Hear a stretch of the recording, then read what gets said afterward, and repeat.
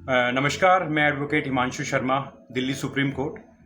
आज मेरा लाइव आने का पर्पस वीरेंद्र सिंह तोमर जी के परिवार के साथ जो कृत्य हुआ है उस विषय पे आज मैं लाइव आया हुआ हूँ और मैं एक एक करके सारी एफआईआर्स जितनी भी उनके ऊपर हुई हैं उन सब के बारे में आप लोगों को बताऊंगा। आप यकीन मानिए 40 दिन के अंदर अगर किसी परिवार के ऊपर 7 एफआईआर दर्ज हो जाती हैं तो वो कितनी बड़ी मुसीबत में और कितने दबाव में और किस तरीके से उन्होंने अपना समय व्यतीत किया होगा, उस सारी चीजों को लेके आज मैं आया हूं। सबसे पहली एफआईआर तेलीबांधा में हुई थी, एफआईआर नंबर 332, जो कि एक बेलेबल ऑफेंस था। रोहित तोमर किसी क्लब में गया, क्लब में जाने के बाद नॉर्मल मारपीट किसी के साथ हुई। अब दोनों तरफ से हुई, एक तरफ से हुई, जो भी था, लेकिन बेलेबल ऑफेंस उसमें दर्ज किया गया। और बेलेबल ऑफेंस में आपको पता है, बेलेबल में सिर्फ एक मुचलका होती है, यानी कि आप थाने जाके बेल ले सकते हैं। और आपने आज तक कभी भी अपने जीवन में कभी ऐसा नहीं देखा होगा बेलेबल ऑफेंस में पुलिस कभी सर्च वारंट लेके आपके घर में घुसे। और इस मामले में ऐसा ही सेम हुआ। पुलिस सर्च वारंट लेके घर के अंदर घुसती है। कितनी तारीख को? 3 तारीख को सर्च वारंट लिया गया। थाने के जो मजिस्ट्रेट थे उस टाइम वहां पर मौजूद नहीं थे, उनकी जगह ड्यूटी मजिस्ट्रेट थे, उनसे सर्च वारंट लिया गया।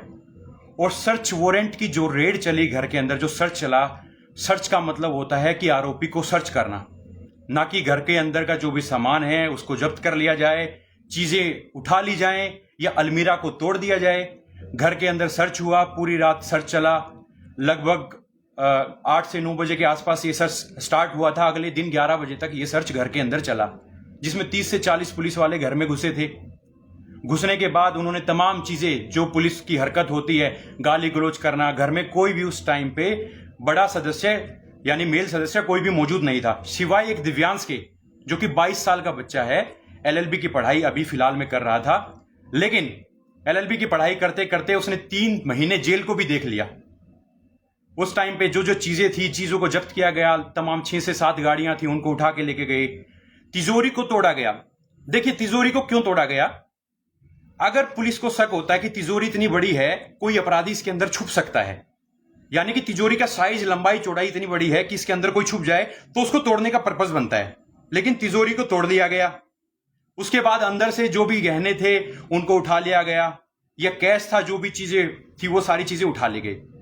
उस टाइम पे पुलिस ने दिखाया, अगले दिन प्रेस कॉन्फ्रेंस करी, जैसा कि हमने भी देखा, आप सब लोगों ने भी देखा। तमाम मीडिया में आई हुई थी चीजें, सामने तलवारें रखी हुई थी, जो कि शो के लिए, यानी कि एक गिफ्ट, एक खिलौना कोई भी अपने घर पे लगा सकता है।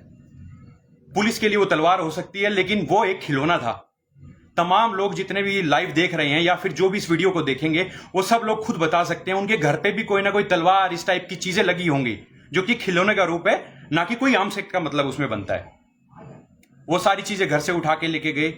एक प्लांटेड पिस्टल, यानी कि जो वो गन थी वो एक प्लांटेड थी, और वो भी पक्षी को भगाने के लिए जो यूज की जाती है, यानी कि एक फेक गन जिसको बोलते हैं, जिसमें लाइसेंस की जरूरत नहीं पड़ती। अक्सर लोग घर पे रखते हैं, घर में कबूतर या फिर किसी प्रकार के पक्षी अगर बार बार किसी के घर पे आके बैठते हैं, अगर तकलीफ किसी को होती है, तो अक्सर लोग उसको खरीद लेते हैं और इसलिए उसको यूज करते हैं। तो सेम चीज वही थी। हालांकि उसकी एफएसएल रिपोर्ट भी आ चुकी है, वो गन नकली पाई गई है। तो 332 एफआईआर में सर्च वारंट लेके आई बेलेबल ऑफेंस के अंदर, और सबसे पहले एफआईआर पंजीकृत की जाती है थाना पुरानी बस्ती के अंदर, क्योंकि जो भी चीजें थी वो सर्च की, जब्त की गई थी उस टाइम पे। तो वो जुरिस्डिक्शन, घर का जो जुरिस्डिक्शन है वो भाटा गांव का बनता था, पुरानी बस्ती थाना, उसके अंदर वो सारी चीजें लेके जाई गई। जाने के बाद कहानी यहां से शुरू होती है कि कैसे 40 दिन के अंदर 7 एफआईआर एक परिवार के ऊपर हो गई। 4 जून की बात है, पहली एफआईआर 229 नंबर, जिसमें आर्म्स एक्ट लगाया गया। आर्म्स एक्ट का मतलब, यानी कि किसी भी, आज तक जो मेरी वकालत का जितना भी टाइम मैंने दिया है, या मैंने और भी केसों को स्टडी किया है, और आप लोग जितने भी वीडियो देख रहे हैं, आप एक चीज समझिएगा, अगर कोई चीज आपके हाथ से बरामद नहीं हुई, चाहे वो कार्टेज हो या फिर गन हो या फिर चाकू हो, जो भी आर्म्स एक्ट की कैटेगरी में आता है, तो आपके ऊपर आर्म्स एक्ट कैसे बन सकता है? तो ये क्वेश्चन, जनरल क्वेश्चन मैं आप लोगों को बता रहा हूं। उस टाइम घर पे वीरेंद्र सिंह तोमर मौजूद नहीं थे, लेकिन घर पे जो जो चीजें सामान मिला उसको लेके पुरानी बस्ती जाया गया। फिर प्लानिंग स्टार्ट होती है कि अब कैसे कैसे करके और घर के एक एक आदमी को इन्वॉल्व किया जाए केसेस में। तो मैं बता देता हूं, सबसे पहले एफआईआर हुई थी आर्म्स एक्ट में, वो उसमें सिर्फ इन्वॉल्व किया गया वीरेंद्र सिंह तोमर को। घर पे कोई गन मिलती है, घर के अंदर 10 लोग हैं, रोहित की वाइफ, उसके 2 बच्चे, वीरेंद्र सिंह तोमर जी, उनकी वाइफ, उनके 2 बच्चे, उनकी माता जी और लगभग 4 से 5 घर में सर्वेंट जो लोग उनके काम करते हैं। 11 लोगों में से आप ये कैसे डिफाइन कर पाओगे कि ये गन उनकी है? मैं आप लोगों को बताना चाह रहा हूं, अगर उनके हाथ में वो गन नहीं मिली या उनके हाथ में वो गन नहीं मिली या फिर कोई कार्टेज नहीं मिला है, ये एक इन्वेस्टिगेशन का मैटर है कि पता लगाया जाए वो गन किसकी है। या तो आप घर के 14 से 15 लोगों को आर्म्स एक्ट में इन्वॉल्व करते। अगर आप किसी एक व्यक्ति को कर रहे हो तो इसका मतलब यह है आपकी चाल और साजिश है, ये पूरी दिखती है। अब मैं आपको बता देता हूं, 229 एफआईआर की कॉपी मेरे पास है, ये मैं आपको पढ़ के बता देता हूं इस एफआईआर में क्या लिखा हुआ है। आज तक तमाम मीडिया, तमाम लोग जो इमोशनल, एक तरीके से मीडिया जो पूरा प्रोपेगेंडा जो चल रहा है, जिस तरीके से वो चीजें चल रही हैं और लोग भावुक होके जो कमेंट्स करते हैं, उनको नहीं पता। मैं सच्चाई को बताना चाहता हूं उनके सामने एक बार। ये पूरा का पूरा मीडिया ट्रायल है और राजनीतिक साजिश है। 229 एफआईआर नंबर का कंटेंट मैं आपको बता देता हूं, इसमें कंटेंशन क्या है, इसमें लिखा क्या गया है 229 में। मैं आपको मोटी मोटी चीज बताऊंगा, पूरा पढ़ना तो असंभव है, पूरा नहीं पढ़ पाऊंगा। इसमें बताया गया है कि धारा 332 एफआईआर 332 के तहत जो तेलीबांधा में मुकदमा दर्ज हुआ था, मैं मोटा मोटा पढ़ देता हूं आप लोगों के सामने। उसकी तलाशी के लिए 3 तारीख को सर्च वारंट लेके पुलिस ऐसे घर पे आई थी, सो एंड सो। उसमें एक रिवॉल्वर, कुछ कार्टेज और कई राउंड, जो एक आवाज वाले जो कार्टेज होते हैं जो गन में यूज किए जाते हैं, मैंने अभी बताया था पक्षी को पकड़ने के लिए, वो घर से बरामद हुए। उसके बाद 94 BNSS उसका नोटिस घर पे दिया गया। अब मैं बता देता हूं 94 BNSS का मतलब क्या होता है, टू प्रोड्यूस द डॉक्यूमेंट। यानी कि हर एक पुलिस अधिकारी जो भी विवेचना करता है, जो भी इन्वेस्टिगेशन करता है, उसकी पावर होती है, उसका अधिकार होता है। इवन कोर्ट की भी डिस्क्रिशन होता है, वो अपनी पावर को इस्तेमाल करके कोई भी डॉक्यूमेंट घर से मंगवा सकता है। तो शुभ्रा सिंह तोमर को नोटिस दिया गया 4 तारीख को। ये 4 तारीख की घटना मैं बता रहा हूं क्योंकि 3 और 4 को रेड चली थी, 4 तारीख को ये पूरी कार्रवाई स्टार्ट कर दी और टारगेट किया गया कि घर का एक भी आदमी बच न पाए। अगर वो घर पे भी नहीं थे तो उनके ऊपर यह मुकदमा कैसे लादा जाए, क्योंकि रोहित के ऊपर तो हम मान सकते 332 मारपीट का मुकदमा था, तो एक एक आदमी को कैसे पकड़ा जाए, एक एक आदमी को कैसे गिरफ्त में लिया जाए। 94 का नोटिस दिया गया। 94 का नोटिस देने के बाद इसमें जवाब, एफआईआर के अंदर लिखा हुआ ये कि शुभ्रा सिंह तोमर ने जवाब दिया है कि ये कार्टेज, ये गन, ये मेरे पति की है। ये एफआईआर के अंदर लिखा हुआ है, अभी मैं पढ़ देता हूं। शुभ्रा सिंह को नोटिस दिया गया, बरामद फायर आर्म्स परिवार के सदस्य के द्वारा उपयोग किया जा रहा है तथा दस्तावेज प्रस्तुत करें। ये नोटिस में पूछा गया, जैसा कि मैंने बताया था कि टू प्रोड्यूस डॉक्यूमेंट, इसका मतलब ये होता है। आरोपी की पत्नी ने नोटिस के प्रति उत्तर में यह लेख करी, उक्त शस्त्र का प्रयोग मेरे पति के द्वारा किया जा रहा है। आप एक बात मुझे नॉर्मल सी मैं आपके सामने रखना चाह रहा हूं, कोई भी पत्नी अपने पति को फंसवाएगी क्या? या कोई भी पत्नी चाहेगी कि उसके पति के ऊपर मुकदमा लाद दिया जाए और मैं उसको बता दूं, या मैं बता दूं कि ये अस्त्र शस्त्र जो भी घर पे रखा हुआ है, ये हथियार जो रखा हुआ, वो मेरे पति का, जो फर्जी हथियार है वो मेरे पति का है? कोई ऐसा है इंसान? मैंने तो आज तक किसी को नहीं देखा, कोई पत्नी अपने आदमी का जो उसके फंडामेंटल राइट्स को लेके रोड के ऊपर लड़ रही है, चिल्ला रही है, जिसकी आज कोई सुनने वाला नहीं है, और वो ये बता रही है कि मेरा पति आरोपी है या फिर वो इस शस्त्र को यूज कर रहा है। ये एफआईआर के अंदर लिखा हुआ है।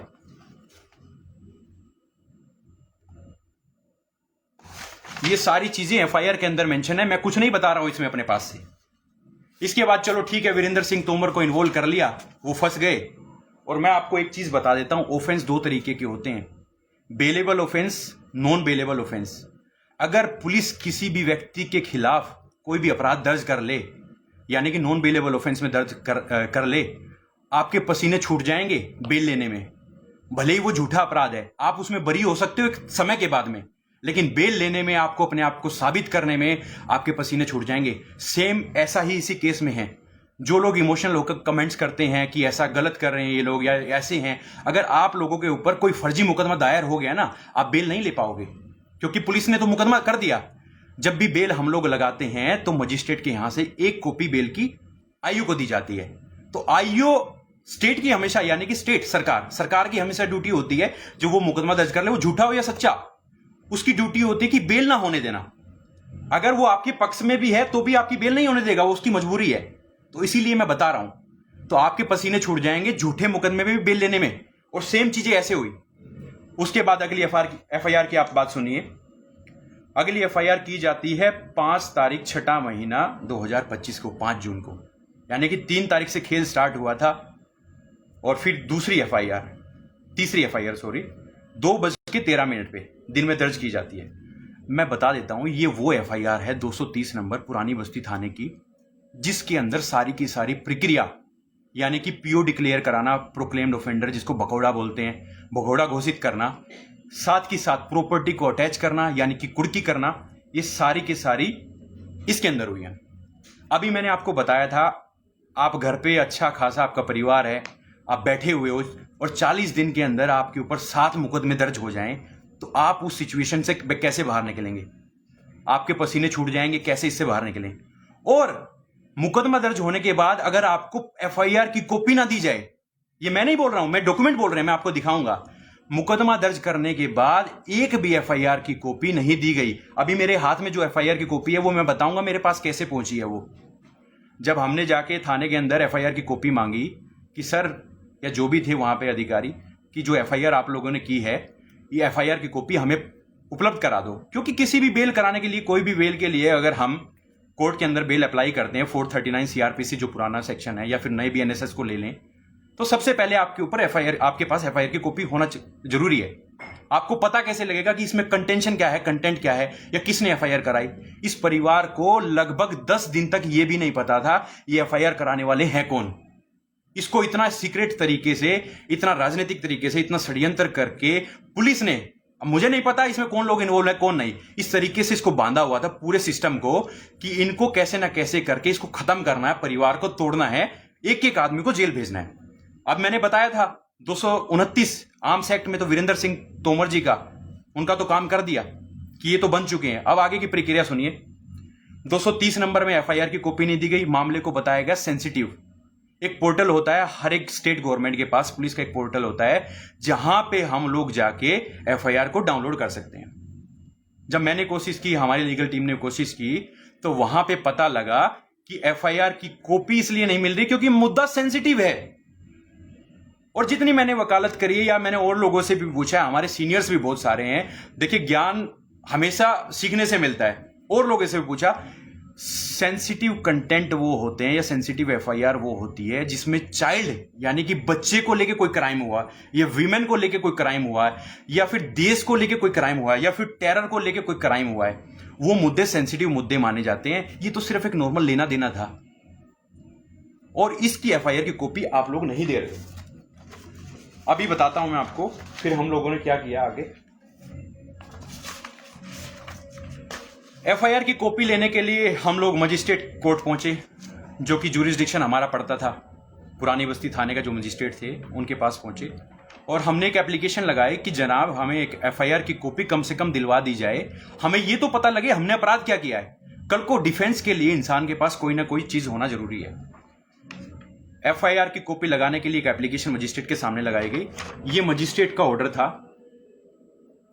यहां पे छत्तीसगढ़ जो कोर्ट हैं, ज्यादातर मजिस्ट्रेट के यहां पे लिखित हाथ से होती है ऑर्डर की, तो मैं आपको बता रहा हूं।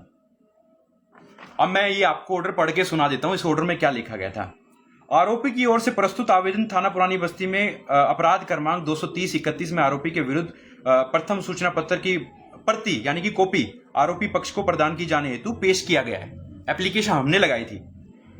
अभियोजना द्वारा उक्त एफआईआर प्रार्थीगण की पहचान वर्तमान में उजागर न होने के उद्देश्य से प्रकरण को सेंसिटिव मैटर होने के कारण आरोपी पक्ष को अब अतः अपराध की प्रति, ये थोड़ी सी राइटिंग ऐसी है, प्रति नहीं दिए जाने के संबंध में प्रतिवेश पेश किया गया है। मतलब पुलिस ने एक अपना रिप्लाई दिया था कि इनको एफआईआर की कॉपी क्यों ना दी जाए। प्रकरण का अवलोकन इस प्रकार किया गया है, प्रकरण सेंसिटिव मैटर पाया गया है, इसके संबंध में अभियोजन द्वारा स्पष्ट, अभियोजन यानी कि प्रोसिक्यूशन जो वहां पे खड़ा होता है सरकारी वकील यानी पुलिस की ओर से, पुलिस का जवाब है ये। प्रकरण वर्तमान में विवेचना के स्तर पर है। विवेचना के स्तर पर आरोपी को एफआईआर की प्रति अनिवार्य रूप से दिया जाना चाहिए। इसके संबंध में बीएनएसएस में कोई भी स्पष्ट प्रावधान नहीं है। यह मजिस्ट्रेट कोर्ट का ऑर्डर है कि एफआईआर की कॉपी आपको नहीं मिल सकती।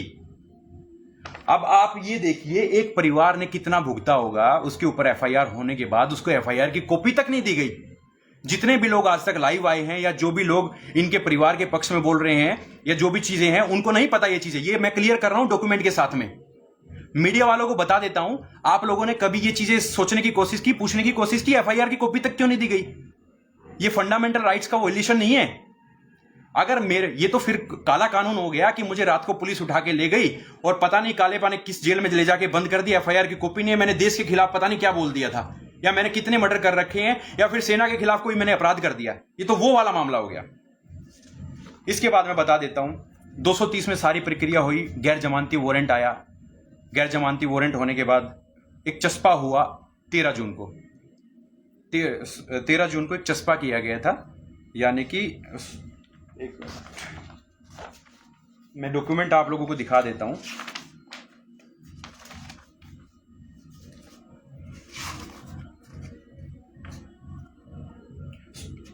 मैं माफी चाहता हूं, ये 14 तारीख को चस्पा किया गया था, 14/7 को।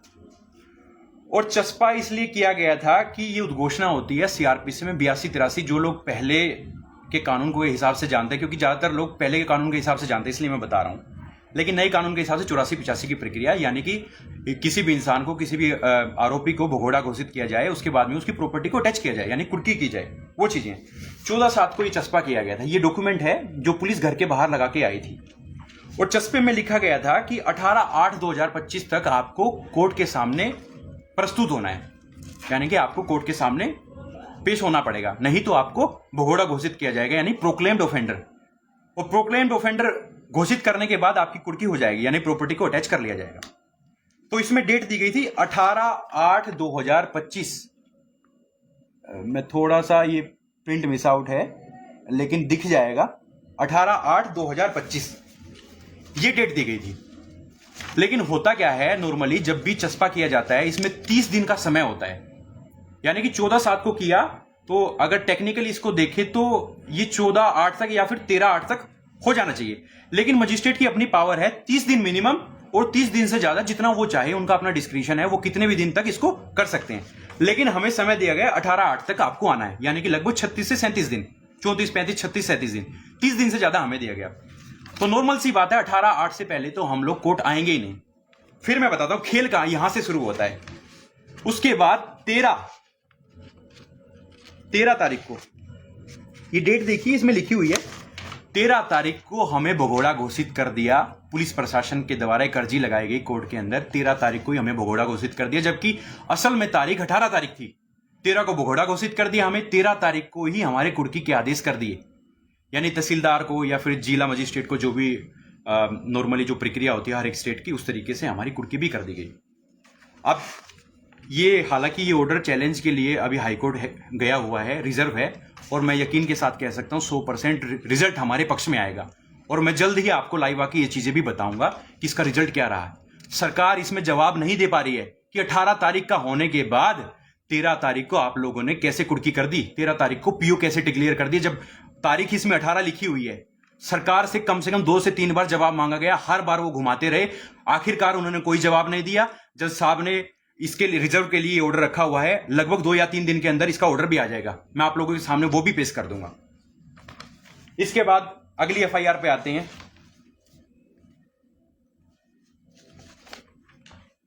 $230 नंबर जो अभी चल रही है, ये सारी प्रक्रिया 230 में हुई थी, लेकिन 230 के भी मैं कंटेंट आपको पढ़ के बता देता हूं। देखिए, जब भी शिकायत होती है, कोई भी कंप्लेंट होती है, तो शिकायतकर्ता के द्वारा की जाती है। आपने ये चीज देखी होंगी। मान लो मुझे आपके खिलाफ कोई शिकायत करनी है, आपको मेरे खिलाफ करनी है, तो आपको नॉर्मली थाने जाना पड़ेगा, तभी शिकायत होगी। घर से पुलिस जाके चेक उठा के ले गई, नॉर्मल ब्लैंक चेक, जो कथित रूप में वो लोग कह रहे हैं ब्लैंक चेक थे या फिर स्टाम्प पेपर थे, तो घर पे एक रजिस्टर था जिसमें ये अपना लेखा जोखा लिखते थे, ताकि फाइनेंस का काम, जो भी चीजें हैं, क्योंकि ये पूरा का पूरा लीगल काम था, साहूकारी लाइसेंस था जो कि स्टेट गवर्नमेंट के द्वारा दिया गया था, वो घर पे तो बनाया नहीं, तो स्टेट गवर्नमेंट के हिसाब से जो भी गाइडलाइंस थी वो लोग ये लोग फॉलो करते थे। तो रजिस्टर लेके गए, तो कुछ लोग, अगर आप भी ब्याज पे कभी पैसे देते हैं, या ब्याज पे छोड़ो, आप किसी को उधार दे के देख लो, आपके पैसे वो इंसान अगर लौटा दे तो ये बहुत बड़ी बात होगी। आपको उतना ही टेंशन और उतने ही पसीने आपको छूट जाएंगे अपने पैसे वापस लेने में।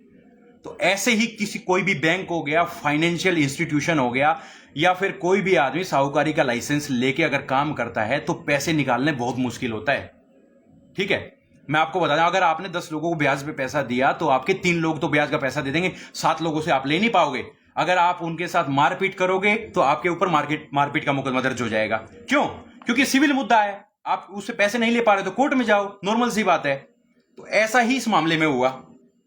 तो नॉर्मल जैसे स्टाफ काम करता है, वो पैसे लेते हैं या मांगने जाते हैं, जैसे जैसे चीजें हैं कि पैसे हमारे दे दो। तो कुछ लोगों की मनसा ये थी कि इनका पैसा ना दिया जाए। तो जब सारे के सारे चेक थाने के अंदर मौजूद थे, रजिस्टर मौजूद था, थाने से अभी प्लानिंग स्टार्ट होती, एक एक आदमी को कॉल करके थाने में बुलाया गया। थाने में बुला के कहा गया कि आप इस पे एफआईआर करो, इन लोगों पे एफआईआर करो, हम एफआईआर दर्ज करने के लिए तैयार हैं। आपके ऊपर कोई भी आदमी अगर मान लो थप्पड़ मार दे, कोई अपराध आपके साथ कर दे, और मैं यकीन के साथ कह सकता हूं आप अगले 1 घंटे में उसको मुकदमे को दर्ज करा के दिखा दो। मैं तो दिन भर कोर्ट में रहता हूं, सारी चीजें मैं देखता हूं। अगर किसी की किस्मत ही अच्छी है, या फिर कोई जब तक सीरियस क्राइम नहीं है, किसी महिला के साथ ना हो जाए, किसी बच्चे के साथ में ना हो जाए, या किसी का सर ना फट जाए, या फिर कोई आदमी ना मर जाए, तब तक मुकदमा दर्ज कराने में अगर आपके पसीने ना छूट जाए तो मुझे बता देना। आपको कोर्ट का सहारा लेना पड़ेगा, आपको तमाम जगह सोर्स लगाने पड़ेंगे, अधिकारियों को फोन करवाना पड़ेगा, ये मेरे मामा हैं, ये मेरे ताऊ हैं, ये भी पुलिस में हैं, ये वो चीजें हैं, या फिर आपको अलग तरीके से सोर्स करके उनसे एफआईआर करानी पड़ेगी। यही तरीका ज्यादातर होता है। ये मैं आम जिंदगी बता रहा हूं जो लोगों के बीच में। अदरवाइज एफआईआर का मतलब तो ये होता है फर्स्ट इंफॉर्मेशन रिपोर्ट। कोई भी व्यक्ति थाने के अंदर जाए तो उसका मुकदमा दर्ज होना चाहिए। मुझे भी कोई तकलीफ नहीं है, इसमें हो जाए कोई दिक्कत नहीं है। वो लोग आए हैं तो करते हैं मुकदमा दर्ज, कोई टेंशन की बात भी नहीं है। लेकिन मैं आम प्रैक्टिस बता रहा हूं। आपने कितने लोगों को ऐसा देखा कि जाते ही आपने एफआईआर करा दी हो किसी खिलाफ मुकदमा कराने के लिए। इसके बाद मैं 230 की बता देता हूं। इसमें क्या लिखा गया, इसमें बताया गया, मैं पुरानी बस्ती थाना प्रभारी के पद पर कार्यरत हूं। थाना पुरानी बस्ती तेलीबांधा, जिला रायपुर, अग्रिम कार्रवाई हेतु, यानी कि 332 में जो टीम आई थी तेलीबांधा थाने की, जो भी उसने जब्ती करी थी, उसकी तरफ से हमें इंफॉर्मेशन आई है कि ये सारा सामान जो हमने जब्त किया ये आप रख लो। यानी कि चेक हो गई, गाड़ियां हो गई, या तमाम चीजें जो होगी वो सारी की सारी आप अपने पास रख लो, और जो भी इसमें कार्रवाई बनती है आप करो। अब कार्रवाई क्या बनती है, जब कोई शिकायत करता नहीं तो कार्रवाई क्या बनेगी, नॉर्मल सी बात है। अब इन्होंने उस रजिस्टर से या फिर जिन जिन के नाम से चेक थे उनको कॉल करके बुलाना स्टार्ट कर दिया। कॉल करके जैसे ही बुलाना उनको स्टार्ट किया तो उनको कहा गया कि तुम्हें इनका पैसा देना है क्या, पैसा नहीं देना पड़ेगा, ऐसे अपराध भी कायम हो सकते हैं। जो भी चीजें रही हों उस तरीके से अपराध को पंजीकृत कराया गया। और सब इसमें जयदीप बनर्जी हैं कोई जिन्होंने अपराध कराया, पंजीकृत कराया गया। लगभग 4 से 5 लोगों के इसमें नाम लिखे हुए हैं। अब मैं बता देता हूं इनका भी कंटेंट। एफआईआर में वही है, 384 एक्सटोर्शन मेरे से किया गया, 10 लाख का लेके 50 लाख मुझे लिया गया। ये सारा का सारा सारी एफआईआर में यही बेस है, इसके अलावा कोई भी बेस एफआईआर में नहीं है। ये जयदीप बनर्जी की स्टेटमेंट है। हालांकि मैं ये सब चीजें आप लोगों को बता रहा हूं, यहां कोई कोर्ट नहीं लगा हुआ है, ना कोई इन्वेस्टिगेशन हो रही है, लेकिन मैं आप लोगों को चीजें रखना चाहता हूं। पहली ट्रांजैक्शन रोहित तोमर के अकाउंट से जो जयदीप बनर्जी के अकाउंट में गई थी वो 26/10/2021 को 6 लाख रुपए गए थे। उसके बाद ये डेबिट हुआ, उसके अकाउंट से 2.5 लाख रुपए वापस आए, फिर 3.5 लाख रुपए वापस आए, यानी कि 6 लाख रुपए उसके अकाउंट से वापस आ गए। फिर अगली ट्रांजैक्शन की बात मैं बता देता हूं, 29/7/2022 को गए, 4 लाख गए, 7.5 लाख गए, तो ऐसा ही जितना अमाउंट गया उतना वापस आया। 12 लाख गए तो 12 लाख आ गए। और ये डेट ऑफ इवेंट्स मैं आपको बता रहा हूं, ये सारी की सारी डेट ऑफ इवेंट्स हैं, यानी कि अलग अलग तारीख में पैसा गया। इससे साफ पता लगता है कि आदमी देने का भी इच्छुक है और लेने का भी इच्छुक है। यानी कि अगर अपराध हो रहा होता 2021 से तो वो पैसा ना तो देता ना लेता। अगर रोहित तोमर इसके साथ अपराध कर रहा था और बराबर इनसे पैसा ले रहा था तो बार बार पैसा क्यों दिया गया, क्योंकि वो ले भी रहा है और दे भी रहा है, दोनों का लेन देन चल रहा है। इस बात को मैं इसलिए बता रहा हूं, लेना देना मतलब एक सिविल मुद्दा बनता है, ना कि क्रिमिनल मुद्दा। अगर आपको रोहित तोमर से कुछ एक्स्ट्रा पैसा लेना, आपका गया हुआ है, रोहित तोमर को आपसे लेना है, तो वो सिविल केस में जाएंगे, ना कि क्रिमिनल केस में। इसको मोड़ दिया गया है। सुप्रीम कोर्ट की तमाम साइटेशंस हैं ऐसी कि सिविल मुद्दे को कभी भी क्रिमिनल मुद्दा ना बनाया जाए। हालांकि ये ट्रायल का मुद्दा है, ट्रायल में आने के बाद सारी चीजें दूध और पानी यानी कि क्रिस्टल क्लियर सारी चीजें हो जाएंगी, सब चीजें अलग हो जाएंगी। ये 230 की कहानी थी। इसके बाद एक नई एफआईआर हुई थी 231 नंबर। 231 का मैं बता देता हूं। 231 जो एफआईआर है उसमें बताया गया कि यानी कि मेरे साथ जो अपराध किया रोहित तोमर ने, आकाश, योगेश, दिव्यांश, इन लोगों ने जो मेरे साथ जो अपराध किया वो 2019 में मैंने इनसे पैसा लिया था। मैं आप लोगों के सामने रख ही देता हूं ये चीजें।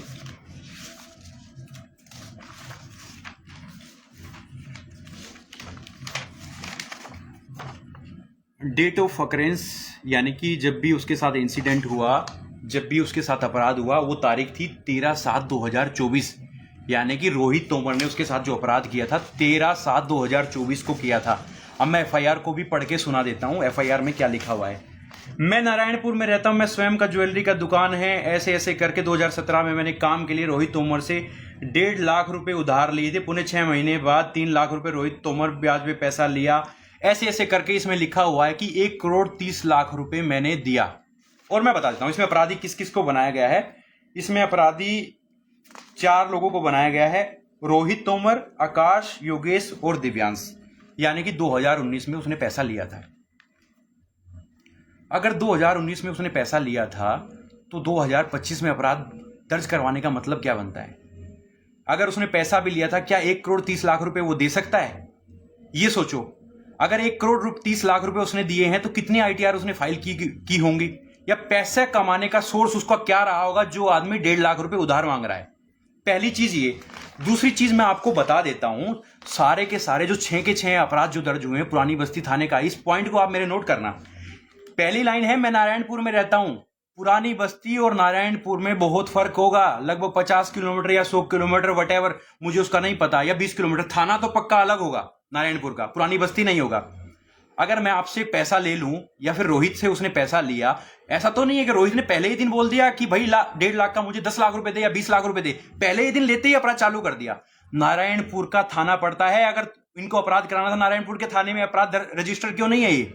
क्यों? क्योंकि ये पूरी की पूरी प्लानिंग थी। अगर मैं अभी यहीं बैठ के मैं किसी को गाली गलौज करता हूं, इसी लाइव के अंदर भी मैं बता देता हूं, तो आप अपने वहां पे लोकल थाने में अपराध को दर्ज कराओगे, ना कि मेरे एरिया में आके मेरे यहां पे अपराध को दर्ज कराओगे। इससे पता लगता है कैसे प्लानिंग करके एक एक आदमी के खिलाफ अपराध को कराया गया। ये सारे के सारे बोगस एफआईआर हैं। आप ये एक चीज नोटिस करिए, जो आदमी 50 किलोमीटर दूर रहता है या 100 किलोमीटर दूर रहता है, वो अपने थाने में अपराध को दर्ज कराएगा या मेरे थाने में कराएगा? अगर सूदखोरी करने का तरीका, एक्सटॉर्शन करने का तरीका कैसे हो सकता है? फोन कॉल के माध्यम से तो ये हो सकता है। ये तो है नहीं कि आप मेरे घर पे आओगे तब मैं आपसे सूदखोरी करूंगा, या मैं आपके साथ अत्याचार उसी टाइम करूंगा जब आप मेरे घर पे आते हो। मैं आपको कॉल भी कर सकता हूं, या मैं आपके घर पे अपने लड़कों को भेजा होगा, मैंने किसी को भी भेजा होगा, तो अपराध आपके एरिया में बनता है, ना कि पुरानी बस्ती में बनता है। इससे पता लगता है किस तरीके से प्लानिंग के तहत यह अपराध पंजीकृत किया गया था। ये तो 231 का मामला है। इसके बाद मैं आपको बताता हूं अगली एफआईआर हुई थी 235 नंबर। 235 एफआईआर नंबर में 3 लोगों को इन्वॉल्व किया गया था। पहला शुभराज सिंह तोमर को इन्वॉल्व किया गया था। दूसरा संगीता जी, जो कि एक एडवोकेट हैं, वो स्पेशली परिवार के एक इमोशनल सपोर्ट के लिए या फिर लीगल सपोर्ट के लिए या जो भी चीजें आप कहो उसके लिए वो वहां पे आई थी। और तीसरा घर का एक सदस्य था, यानी कि उनके साथ काम करता था, प्रभंजन सिंह। तीनों को उसमें इन्वॉल्व किया गया था। 3 लोगों के खिलाफ एफआईआर की गई थी।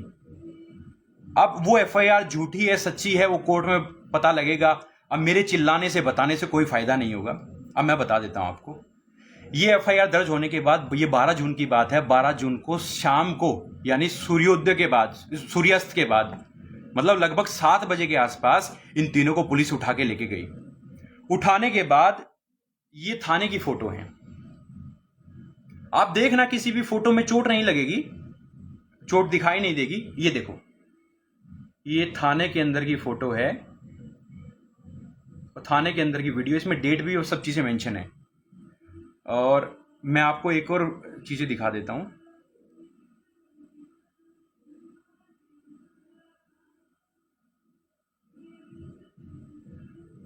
ये देखिए, ये डेट, लोकेशन, टाइम के साथ मेंशन है। पूरी रात थाने में रखा गया, जो कि पुरुष थाना था, या ना कोई महिला थाना था। पूरी रात थाने में रखा गया, मारपीट की गई, तमाम चीज़ें की गई इनके साथ, और 13 तारीख को इनको कोर्ट में पेश किया गया और इनको दिखाया गया कि 1:30 बजे हमने इनको अरेस्ट किया है। 1:30 पे, 1:40 पे, 1:50 पे 3 लोगों को अरेस्ट किया गया है। अरेस्ट होने के बाद जब शुभ्रा जी को थाने कोर्ट में पेश किया गया, कोर्ट में लाया गया, ये उनकी तस्वीर थी उस वक्त की, ये उस वक्त की फोटो है। तो मैं ये पूछना चाहता हूं और ये बताना चाहता हूं, जब 13 तारीख को इनको गिरफ्तार दिखाया गया तो 12 तारीख को पूरी रात ये लोग कहां पे रहे? क्या इनको किडनैप किया गया था? अगर इनको गिरफ्तार 13 तारीख को दिखाया गया तो 12 तारीख को पूरी रात इनको कस्टडी में रखना और टॉर्चर देना, यानी कि किडनैप करके मार पिटाई करना होता है। और जो ये फोटोज हैं, इसके ऊपर डेट, टाइम, लोकेशन सब कुछ मेंशन है, इनको आप कैसे झुठला सकते हो? और कस्टडी के अंदर आपने मारपीट की, उसके बाद का मैं आपको दिखा देता हूं।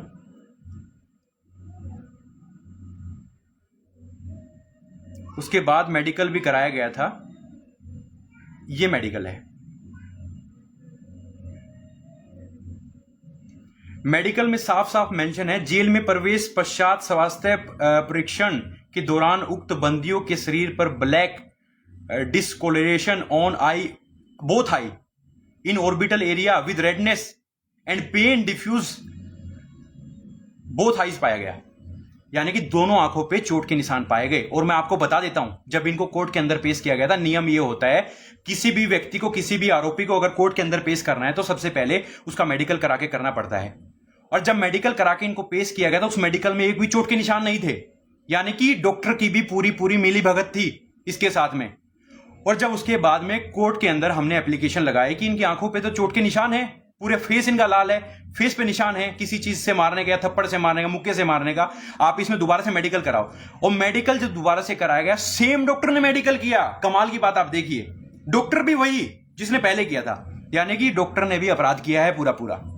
ये चीजें होने के बाद शुभ्रा जी, संगीता जी और तीसरा प्रबंधन जी, तीनों लोग जेल चले गए। तीनों लोग जेल जाने के बाद अब यहां से कहानी स्टार्ट होती है। आप लोगों को लग रहा होगा कि 6 महीने से ये लोग कहां थे, 6 महीने से कोई नहीं बोल रहा था, तब कहां थे ये लोग? मैं बता देता हूं। 6 महीने से किसी का समाज का हमसे बिल्कुल कनेक्शन टूट गया था, कोई भी हमारे पास नहीं आ रहा था, हम किसी से संपर्क नहीं कर पा रहे थे। इसी दौरान बीच में 2 लोगों के घर पे पुलिस ने रेड की, जिनका हमसे कोई संबंध नहीं, कोई लेना देना नहीं। किस लिए रेड की? ताकि गुंडागर्दी को कायम किया जा सके, समाज में लोगों को डराया जा सके। कोई भी व्यक्ति इनके साथ जुड़ेगा तो इस प्रकार से आप लोगों के साथ किया जाएगा। अब मैं बता देता हूं, जब वो जेल की तो खुद मैंने शिकायत करता, इस देश के अंदर कोई भी हो सकता है, मैंने शिकायत की कि उनके चेहरे पे चोट के निशान पाए गए। ऐसे ऐसे कस्टडी से पहले की फोटोज मैंने लगाई और ये मैंने पीएमओ यानी प्रधानमंत्री कार्यालय और साथ के साथ मैंने ह्यूमन राइट्स में, मानव अधिकार के अंदर मैंने दोनों खुद से कंप्लेंट दी। और कंप्लेंट देने के बाद वो कंसर्न एसपी को वो घूम फिर के चयन बन के प्रधानमंत्री ऑफिस से रायपुर भेजा गया, वहां के गृह मंत्रालय को, फिर वहां से वहां के जुरिस्डिक्शन के एसपी को भेजा गया। और फिर उसके बाद में वो कंप्लेंट का रिप्लाई ये रहा, जो कंप्लेंट मैंने लगभग 15 जून को की थी, 12 जून को उनको अरेस्ट करने के बाद लगभग, उसका रिप्लाई ये आया था। रिप्लाई के अंदर मैं पढ़ के बता देता हूं क्या लिखा हुआ है। इसमें मोटा मोटा लिखा हुआ है कि एडवोकेट हिमांशु शर्मा के द्वारा एक कंप्लेंट की गई थी, जिसमें 3 लोगों को हमने अरेस्ट किया था 235 नंबर एफआईआर के तहत, ऐसे ऐसे करके 12 तारीख को 112 पे कॉल होती है। ये रिप्लाई उनका है, ये मेरा रिप्लाई नहीं, ये उनका रिप्लाई है कि 12 तारीख को एक कॉल होती है 112 पे, जिसमें बताया गया है 2 पक्षों के अंदर मारपीट या झगड़ा एक तरीके से हो गया, तो दोनों पक्षों को थाने बुलाया गया। यानी ये लोग इसमें एडमिट कर रहे हैं कि 12 तारीख को थाने बुलाया गया। लेकिन उसके बाद ये देखिए रिप्लाई का अगला पन्ना, 13/6/2025 में 1:30, 1:40, 1:05 बजे, 1:50 बजे उनको गिरफ्तार किया गया। तो 12 तारीख से लेकर 13 तारीख तक वो लोग थे कहां, कौन सी कस्टडी में थे, हमें भी बता दो वो चीजें। उनको किडनैप करके मारपीट किया गया था, मारने की उनको पूरी प्लानिंग थी। ये चीजें आपके सामने, ये रिप्लाई है। कितनी भी कोशिश करने के बाद, कितनी कंप्लेंट आप कर लो, अगर प्रशासन नहीं चाहेगा तो कोई कार्रवाई नहीं होती। तमाम कंप्लेंट, ये दोनों कंप्लेंट ये थी। उसके बाद मैं बता देता हूं, अगली कंप्लेंट फिर शुभ्रा जी जेल से बाहर आ गई, लगभग 10 से 11 दिन में जेल से बाहर आई। 8 जुलाई को उन्होंने खुद से कंप्लेंट करी, ये डेट लिखी हुई है। और कंप्लेंट किसको की? Chhattisgarh home ministry, IG, DGP, SP को कंप्लेंट करी। और उन्होंने डिटेल में बताया। मुझे तो ये पता था कि उनके साथ मारपीट हुई है, उनको लेट अरेस्ट किया गया है, मुझे तो सिर्फ इतना पता था। मैंने उस बेस पे वो कंप्लेंट डाल दी थी। As a human, as a जो हम समाज के अंदर रहते हैं, गलत होते हुए मैंने देखा तो वो चीजें कर दी। और वो मेरे क्लाइंट भी हैं, तीनों चीजें वो देखते हुए मैंने कंप्लेंट की थी। तो उन्होंने डिटेल में बताया, मैं बता देता हूं उन्होंने डिटेल में क्या लिखा हुआ था। डिटेल में ये लिखा हुआ उन्होंने कि 12 जून को मेरे निवास स्थान पर कुछ बाहर के मीडिया कर्मी मेरी निजता का उल्लंघन करते हुए तस्वीरें ले रहे थे, जिस संबंध में 112 पे कॉल किया गया और इसी आधार पे 235 एफआईआर नंबर पे हम 3 लोगों को अरेस्ट किया गया, संगीता सिंह, शुभ्रा जी, प्रभंजन। चलिए ठीक है, आपको पूरे मामले में तोमर परिवार को अरेस्ट करना था। इन लोगों से क्या दुश्मनी थी? आप शुभ्रा सिंह के लिए कुछ भी कह सकते हैं कि इन लोगों के ऊपर इतने अपराध हैं। संगीता सिंह, प्रभंजन सिंह को पूरी रात कस्टडी में रखा था, क्यों? शुभ्रा सिंह तोमर को पूरी रात कस्टडी में रखा था, क्यों? फंडामेंटल राइट्स कोई चीज तो होती होगी। ये वो देश है जहां पे डॉग्स के लिए, जानवरों के लिए लोग पूरी रात खड़े हो जाते हैं। लोग नक्सलियों के लिए खड़े होके इंडिया गेट पे नारे लगाते हैं। कितनी छत्तीसगढ़ की मीडिया के अंदर ऐसे लोगों का बहिष्कार किया है? कितने मीडिया चैनल ऐसे हैं? मैं आपको बता दूं, अभी हिडमा मारा गया था, कितने लोग उसके पक्ष में नारेबाजी करते हैं, उसके पक्ष में कमेंट करते हैं। और उन्हीं मीडिया वाले चैनल्स के नीचे कमेंट में देखता हूं, और कितने लोगों ने ऐसे लोगों को बहिष्कार किया है, क्योंकि उनको पता है वो लोग, एक भी आदमी इनका चैनल नहीं देखेगा, इनकी टीआरपी गिर जाएगी। इनको चाहिए मसाला, और मसाला चाहिए गलत तरीके से, मैं बता देता हूं। और इन सब चीजों के लिए मानहानि भी बनती है, क्रिमिनल ऑफेंस बनेगा तो वो भी बनता है। वो सारी चीजें स्टेप बाय स्टेप होगी। जिस तरीके से झूठी चीजों को दिखा के आप लोग इसको चलाते हो, मीडिया में चलाते हो टीआरपी बटोरने के लिए, वो सारी चीजें होंगी टाइम टू टाइम। अब मैं इस कंप्लेंट को बता देता हूं इसमें क्या है। इसमें सारी चीजें मेंशन की गई। इसमें कहा गया कि 12 तारीख की रात से लेके 13 तारीख की सीसीटीवी फुटेज में, प्रेयर यानी कि प्रार्थना में पढ़ देता हूं, इसमें निवेदन क्या किया गया था, निवेदन में बता देता हूं। इसमें कहा गया था कि 12 से लेके 13 जून को जो हमारे साथ हुआ उसकी सीसीटीवी फुटेज वहां की निकलवा ली जाए। ये लोग तो कह रहे हैं कि हमने आपको 13 को अरेस्ट किया है, लेकिन मैं कह रही हूं कि मैं 12 तारीख को पूरी रात थाने की कस्टडी में रही हूं। हर थाने के अंदर आज के टाइम में कैमरा लगा हुआ है। अगर मैं सरकार, पुलिस या फिर वहां के डीजीपी को मैं बताना चाहता हूं, आप इस मुद्दे पे जांच क्यों नहीं करते? आप इस पे जांच करके दिखाइए एक बार, आपको पता लगेगा आपकी पुलिस कैसी है, कैसे काम करती है।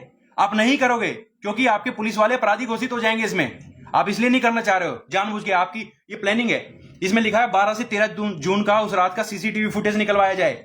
और इसमें कहा गया जिन लोगों ने मेरे खिलाफ में मारपीट की गई है, मारपीट करना और डिसिप्लिनरी कोई गलती होना दोनों में फर्क है। मारपीट करना एक क्रिमिनल ऑफेंस है। कानून में लिखा हुआ है कि कितना भी बड़ा अपराधी हो, आप किसी के साथ मारपीट नहीं कर सकते।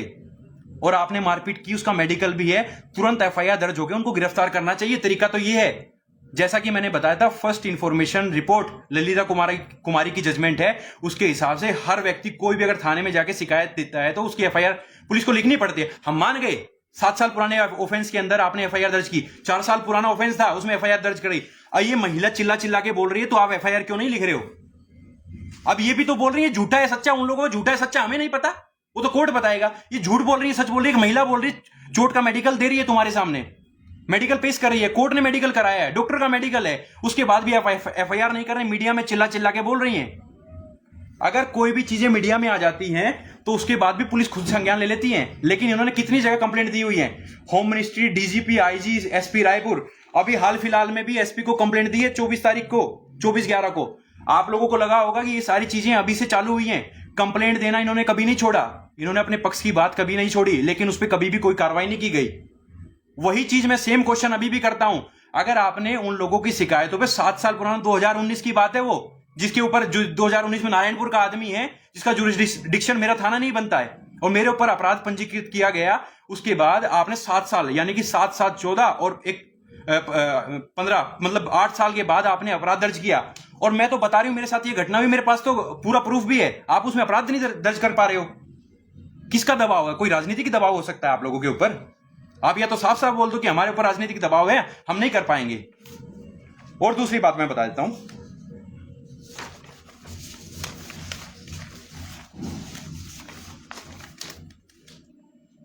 अब मैं आता हूं भावना सिंह तोमर के ऊपर, जिन्होंने 8 तारीख को सेम 8 तारीख को कंप्लेंट दी थी। 8 तारीख को किसके खिलाफ दी थी? थाना प्रभारी के खिलाफ इन्होंने कंप्लेंट दी थी। इनका कहना क्या था अब मैं बताता हूं। ये कंप्लेंट देने के बाद पुलिस के अंदर चिड़न पैदा हुई और पुलिस को लगा कि इसने मेरी कंप्लेंट दे कैसे दी। अब मैं इसको अरेस्ट करता हूं और इसके साथ मारपीट या जो भी चीजें हैं वो कृत्य मैं इसके साथ करूंगा। ये कंप्लेंट देने के बाद हुआ है, उनका अरेस्ट कंप्लेंट देने के बाद हुआ है। मैं आपको बता देता हूं। कंप्लेंट उन्होंने दी कि दिनांक 3 जून को थाना तेलीबांधा रायपुर द्वारा दर्ज FIR 332 में मेरे हस्बैंड रोहित तोमर की तलाश में 30 से 40 पुलिसकर्मी मेरे घर पे रात को आए थे। यानी कि छापामारी मेरे घर पे की गई थी, सर्च वारंट लेके आए थे। अब मैं बताता हूं, कोई बात नहीं, सर्च वारंट लेके आए थे। पुलिसकर्मियों ने मेरे घर की तिजोरी तोड़ी, गाली गलौज किया, नाबालिग बेटे बेटी को अपमानित किया मेरे घर पे पूरी रात। किसको पता है क्या हुआ होगा? गाली दी होगी। अक्सर आपको पता है रोड पे थाने के अंदर आप लोग एक बार किसी की शिकायत को या कंप्लेंट को लेके चले जाओ या कोई आपकी कर दे, पुलिस आपको बुला ले, आपके साथ क्या होता होगा? ये नॉर्मल आम आदमी की मैं बात कर रहा हूं, किस तरीके से पुलिस पेश आती है। तो जनरल चीजें हैं, बहुत चीजें आती हैं सामने। कुछ लोग अच्छे भी होते हैं, ऐसी बात नहीं है, लेकिन जनरली क्या होता है ये आप लोग जानते हैं। उसके बाद सबसे अहम पॉइंट जो मैं बताना चाह रहा हूं, इसके अंदर क्या था इस कंप्लेंट के अंदर, जिसके बाद उनको अरेस्ट किया गया, उनके साथ मारपीट की गई, उनके साथ जो भी जितना गंदा कृत्य हो सकता था वो किया। ये बताने में मुझे शर्म आ रही है, ये क्या क्या उन्होंने किया जो उन्होंने बताया, मैं उस चीज को रिपीट भी नहीं कर सकता। सबसे मेन पॉइंट मैं बताता हूं। उन्होंने थाना प्रभारी योगेश कश्यप अगले दिन मेरे घर पे आए सुबह, क्योंकि रात पे वो उस रेड के अंदर मौजूद नहीं थे। उन्होंने मेरे हाथ से जबरन मेरा मोबाइल S24 अल्ट्रा छीना। ये उनकी कंप्लेंट है, ये मैंने कोई कंप्लेंट नहीं दी, उन्हीं के द्वारा दी गई थी। होम मिनिस्ट्री को, IG को, DGP को और SP को, वहां के SP को दी गई थी। क्यों SP को इसलिए दी गई क्योंकि थाना प्रभारी तो कोई काम करेगा नहीं इसमें, क्योंकि सेम थाना प्रभारी था। बताया गया मेरा mobile number so and so है, छीना और पासवर्ड मांगकर मुझसे ले गए। इसके अतिरिक्त मेरे हाथ में पहनी हुई सोने की अंगूठी, मेरे अलमारी में रखे हुए 1,40,000 रुपए नकदी रखे थे, जो कि उस रात पुलिस की नजर में नहीं आए, नहीं तो शायद उस कैश को भी सीज करके ले गई होती। ये चीज इनकी कंप्लेंट में लिखा। इन वस्तुओं की जब्ती पंचनामा नहीं बनाया गया, जिसमें यह स्पष्ट होता है कि यह जब्ती गैरकानूनी व्यक्तिगत लाभ हेतु की गई है।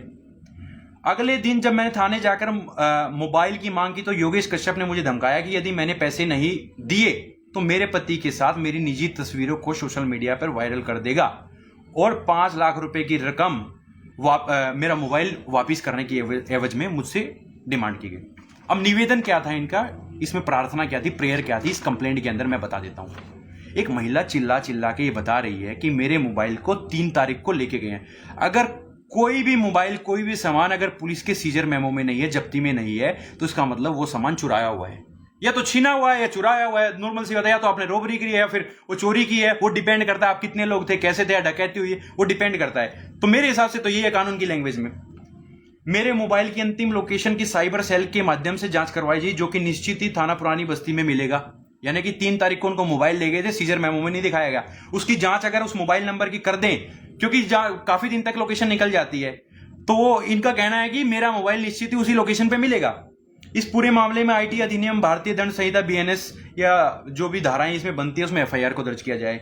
मेरा मोबाइल, नकदी या फिर अंगूठी को वापस किया जाए, और या फिर जो भी चीजें हैं अगर ये बनती हैं तो इसको सीजर मेमो में सीज कर लिया जाए आपके हिसाब से, अगर आप लेके गए। तो इन सब से परेशान होके पुलिस वालों को लगा कि यार ये तो चीजें खोलने लग गए, कंप्लेंट जाने लग गई ऊपर, लेकिन सपोर्ट तो ऊपर तक सब जगह से होने वाला कुछ नहीं। लेकिन भविष्य में कभी कोर्ट के माध्यम से मेरे साथ कुछ ना हो जाए, तो इनको कुछ दिन के बाद अरेस्ट किया गया। सेम मोबाइल को सीजर मेमो में सीज करके इनके साथ लगाया कि जब हमने इनको अरेस्ट किया तो ये मोबाइल इनके पास था। यानी कि इस कंप्लेंट पे अगर आज भी संज्ञान लिया जाता, आज नहीं तो भविष्य में तो लिया जाएगा, ये बात कंफर्म है। तो मैं बता देता हूं आपको, लिख के देता हूं ये चीजें, वो लोकेशन वहीं पे मिलेगी, दूध का दूध, पानी का पानी सामने हो जाएगा। इसके बाद मैं अगली FIR पे आता हूं, 235 नंबर, जो कंप्लेंट थी मीडिया वाली, उसमें 3 लोगों को अरेस्ट किया है। संगीता सिंह एक महिला थी, बाहर की महिला थी, वो स्पेशल आई हुई थी। पूरी रात उनको भी कस्टडी में रखा, उनको भी अगले दिन अरेस्ट दिखाया गया। उनके साथ क्या दुश्मनी थी, उनका ऐसा क्या अपराध था? यानी कि इस गुंडाई को कायम करने के लिए कोई भी इन लोगों से जुड़ेगा तो उसके साथ ऐसा ही किया जाएगा। मतलब ये चीजें दिखाई गई। अगली FIR दर्ज होती है, FIR नंबर 253।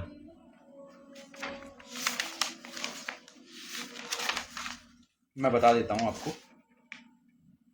253 FIR के अंदर इसमें भी 4 लोगों को इसमें दोषी बनाया गया, यानी आरोपी बनाया गया। रोहित तोमर, वेद प्रकाश सिन्हा, आकाश दिव्यांश। मैं आपको सबसे पहले अभी थोड़ी देर पहले बता रहा था, एक पीछे वाली जो मैं एफआईआर को पढ़ रहा था, उस एफआईआर में लिखा हुआ था कि 2019 में हमने इनसे पैसा लिया और 19 में पैसा लेने के बाद हमारे साथ ये सारी चीजें की गई, यानी कि सूदखोरी, एक्सटोर्शन हमारे साथ किया गया। अब घर के एक एक आदमी को इन्वॉल्व करना था, इन्वॉल्व करने का कोई ना कोई रास्ता तो ढूंढना था। ये आपके सामने मैं दिखा देता हूं, ये मार्कशीट है रोहित तोमर की, यूनिवर्सिटी ऑफ दिल्ली की। इस पे आप डेट चेक करेंगे तो 2021 में ये पास आउट है, यानी कि किसी भी ग्रेजुएशन को होने के लिए लगभग 3 साल का वक्त हमें लगता है। अगर 2021 में इनकी पूरी हुई है तो लगभग इन्होंने 2018 में ज्वाइन किया होगा, और ये रेगुलर से था, ना कोई डिस्टेंस लर्निंग। और उस अपराध में दिव्यांश का नाम पंजीकृत है। मतलब जो व्यक्ति रायपुर के अंदर उस टाइम पे मौजूद नहीं था, वो अपनी पढ़ाई कर रहा था दिल्ली के अंदर, और आज वो 22 साल का, उस टाइम वो माइनर था, 18 साल से छोटा, वो रायपुर रहता नहीं था, उसका अपराध के अंदर नाम डाला गया। किस लिए? क्योंकि उस वक्त जब ये सारी चीजें सर्च हुई, घर पे वो भी मौजूद था, वो एक मेजर था, 18 साल से ऊपर था। घर पे सिर्फ किनको छोड़ के, जो बच्चे 18 साल से छोटे बच्चे थे उनको छोड़ के एक एक आदमी को टारगेट करके नाम डाले गए। मतलब ये बच्चा, मतलब 2018 में अगर मैं इसकी उम्र को कैलकुलेट करूं, आज ये 22 साल का है, पिछले 8 साल इसकी उम्र से घटा लो, अब आप देख लो ये कितने साल का होगा और ये कहां पे पढ़ाई कर रहा था, और उस ऑफेंस के अंदर इसका नाम डाल दिया गया। ऐसे मैं आपको बहुत सारी चीजें बताऊंगा एक एक करके। अब मैं एफआईआर पे 253 पे आ रहा था। 253 का मैं आपको कंटेंट बता देता हूं, एफआईआर का क्या कंटेंट है। मैं थाना पुरानी बस्ती फलाने पद पे तैनात हूं। मैं आवेदक गजानन, जो कि आजकल बहुत वायरल हो रहे हैं, गजानन जी, जिनके अभी हाल फिलहाल में वीडियो भी डली थी उनकी, शुभ्रा जी ने एक वीडियो बना के उनका ट्रांजैक्शन भी दिखाया गया था, जो 10 लाख के बदले, यानी कि 12-13 लाख के बदले 51 लाख रुपए देने की हिम्मत रखते हैं। ये वो व्यक्ति हैं, ठीक है। इन्होंने बताया कि बनपुरी थाना खमतराई जिला रायपुर द्वारा आवेदन की जांच किया, जांच क्रम प्रार्थी कथन दर्ज किया। कौन सा थाना? इसमें बताया गया थाना खमतराई। मुझे आप एक बात बता दो, आपके पुराने बस्ती का मामला नहीं बनता तो पुरानी बस्ती में इसको अपराध को कैसे दर्ज किया गया? ये व्यक्ति उस थाने का आदमी है या उस थाने में इसका रेजिडेंस है। अगर इसको कोई भी अपराध कराना था तो ये वहां पे पंजीकृत कराता। आपने कैसे किया हुआ है? ये सारी की सारी एफआईआर क्वेश होंगी। ये सारी एफआईआर बोगस एफआईआर है, झूठी एफआईआर है, ये सारी की सारी जो चीजें मैं आपके सामने रख रहा हूं। अब उन चीजों की तो मैं बात ही नहीं करूंगा। 10 लाख के बदले 40 लाख दिया, 50 लाख दिया, 60 लाख दिया, 1 करोड़ 30 लाख दिया, उन चीजों पे तो बात करने का कोई विषय बनता ही नहीं है। और इस एफआईआर का एक इंपॉर्टेंट चीज मैं आपको बता देता हूं। इसमें क्या हुआ था, ये एफआईआर तो अभी हाल फिलहाल में जून के महीने में 41 दिन के अंदर जो 7 एफआईआर हुई हैं जून के महीने, जून और जुलाई के महीने के अंदर, ये वो एफआईआर है। वीरेंद्र सिंह तोमर के परिवार ने गजानंद के खिलाफ 5/9/2024 को एसपी ऑफिस में एक धोखाधड़ी की कंप्लेंट करी थी। देखो, पैसे का लेन देन तो हुआ है, नॉर्मल सी बात है, लेकिन मुद्दा ये तो सिविल मुद्दा बनता है। इन्होंने अपनी कोई जमीन देने के एवज में इनसे पैसा लिया था और वो जमीन किसी और को बेच दी। तो 5/9/2024 को एसपी के यहां पे कंप्लेंट दी गई, लेकिन उसमें कोई मुकदमा दर्ज नहीं हुआ। वो सारी कॉपी मेरे पास है, अगर मैं आपको दिखा भी देता हूं पूरी की पूरी कॉपी।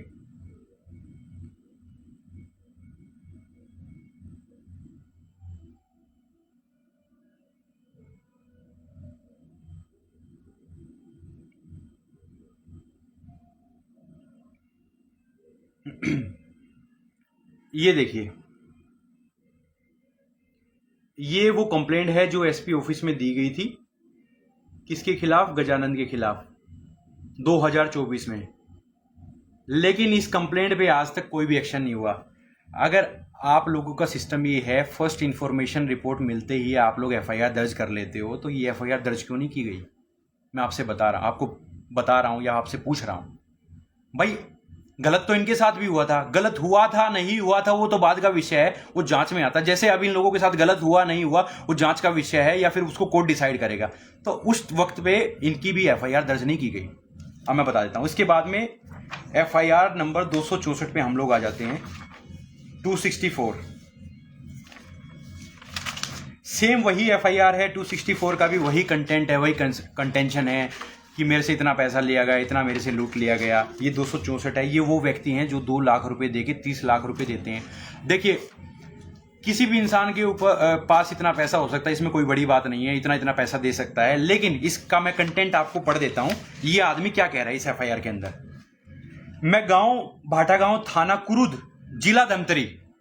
दोबारा से फिर इसका थाना अलग है, जिला अलग है, लेकिन इसको अपराध पंजीकृत कराना थाना पुरानी बस्ती के अंदर। पता नहीं क्या साठगांठ चल रही है, ये मुझे भी नहीं पता, ये किसी को भी नहीं पता है, लेकिन साठगांठ कुछ हो रही है सबको थाना पुरानी बस्ती में, क्योंकि सबको पता है वहां पे जाएंगे तो जाते ही मुकदमा दर्ज हो जाएगा। ये बात सबको पता है, क्योंकि ज्यूरिसडिक्शन भले ही अलग पड़ता है। अगर इंसान किसी से पैसा मांगता, फोन पे कॉल करके उसको धमकी तो देगा, या फोन से एक्सटॉर्शन करेगा, या उसके घर पे जाएगा।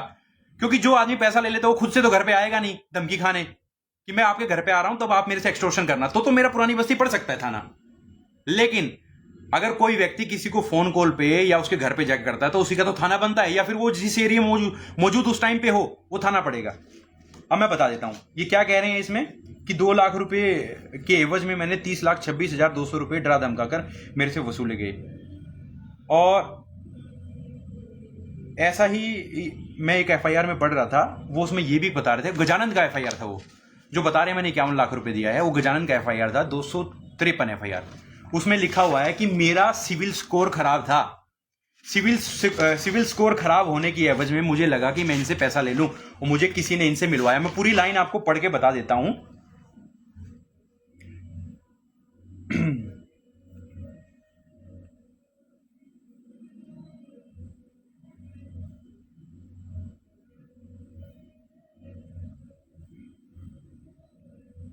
ये देखिए, इसमें लाइन लिखी हुई है, जिसमें मुझे कुछ पैसे की जरूरत थी तब नवनीत ने मेरे होटल पे मैं बैंक लोन कराने की बात की, परंतु मेरा सिविल स्कोर खराब था। अरे जिस आदमी का सिविल स्कोर खराब था वो 1 साल के अंदर 51 लाख रुपए अरेंजमेंट कैसे कर दिया भाई? सिविल स्कोर आपका खराब है, बैंक आपको पूछ नहीं रहा, समाज में आपको कोई लोन देने के लिए तैयार नहीं है, और आप बदले में 10 लाख के बदले आप 51 लाख रुपए या 52 लाख रुपए देने की हिम्मत कर रहे हो। उसके बाद भी आपके पास पैसा आ कहां से रहा है? खैर, ये सारी तो एफआईआर की बात थी। इसके बाद मैं आपको एक चीज दिखा देता हूं, जो चीजें अभी समाज के अंदर चली हुई हैं या फिर मीडिया में पूरी चीजें चली हुई हैं। इनके ऊपर 24 एफआईआर हैं। रोहित के ऊपर एक बलात्कार का केस दर्ज है, या रोहित ने इतने संगीन अपराध रोहित ने किए हैं, मैं आपको बता देता हूं। मैं पूरी लिस्ट के साथ आज बैठा हुआ हूं, मैं बताऊंगा आपको कितने केस ऐसे हैं जिसमें रोहित बरी हो चुका है।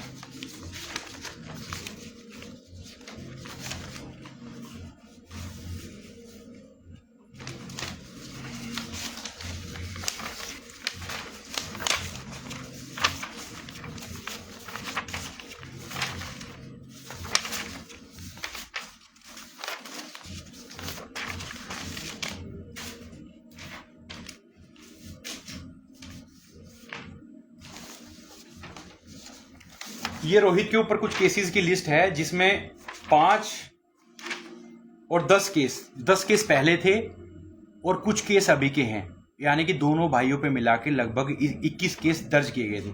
और इन सब का मैं पैटर्न आपको बता देता हूं। सारे केसेस का जो पैटर्न है, 2018 में 2 एफआईआर हुई थी, लगभग सेम पैटर्न उनके ऊपर भी था। 2019 के अंदर फिर कुछ एफआईआर हुई, लगभग 4 एफआईआर 2019 के अंदर हुई थी। उनके अंदर भी सेम कंटेंशन था, 384 का कंटेंशन, यानी कि एक्सटोर्शन का। यानी कि अगर आप इस ट्रैक को देखेंगे, पूरे ट्रैक को, ये बनाया हुआ ट्रैक है कि कोई इंसान अगर किसी से पैसा लेता है फिर वो पैसे को वापस नहीं करता, तो सेम धाराओं में अपराध को पंजीकृत कराता है। यानी कि इस ट्रैक को आप देख के समझ चुके होंगे कि अगर मैं ब्याज पे किसी को पैसा दूं, अगर किसी को पैसा नहीं देना है तो थाने की तरफ जाके मेरे खिलाफ शिकायत को लेके खड़ा हो जाए, तुरंत मुकदमा दर्ज हो जाएगा। उन लोगों को ये बात पता है। तो ये सारा का सारा पुराना ट्रैक मैंने आपको बताया किस तरीके से बनाया गया था। अभी मैं आपको लिस्ट दिखाऊंगा कि उस लिस्ट के अंदर कितने सारे अपराध हैं जो खत्म हो चुके हैं रोहित तोमर और वीरेंद्र सिंह तोमर जी के ऊपर।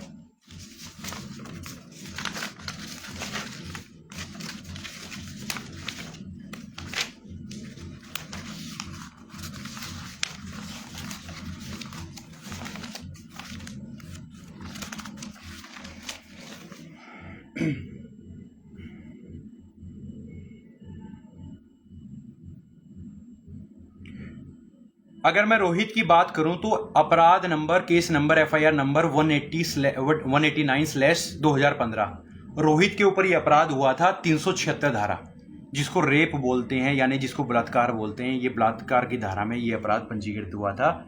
ऊपर आप इसमें पढ़ना, इसमें क्या लिखा हुआ है, list of the cases disposed of. इस केस के अंदर रोहित बाइज्जत बरी है। ये चीजें किसी को नहीं पता होंगी अभी तक।